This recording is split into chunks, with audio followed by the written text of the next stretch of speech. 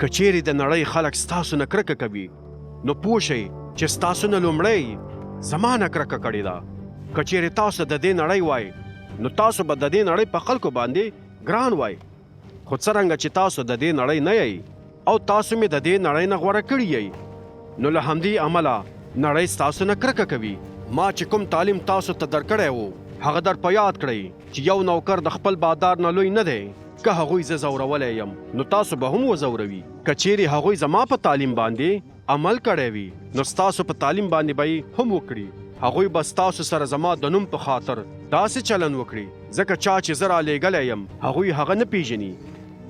که چیرې زه نه وای راغلی او د هغوی سره مې خبرې نه وای کړی نو هغوی به ګناهکار نه وي.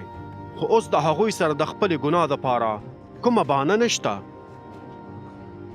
څوک چې زما نه کرکه کوي نو هغه زما د پلار نه هم کرکه کوي. که چیرې ما د هغوی په منځ کې داسې کارونه چې کوم بل چا هیڅکله کړي نه دي نه وای کړي نو هغوی به ګناهکاره نه وي. خو هغوی دا کارونه لیدلی دي او بیا هم هغوی زما او زما د پلار نه کرکه کوي.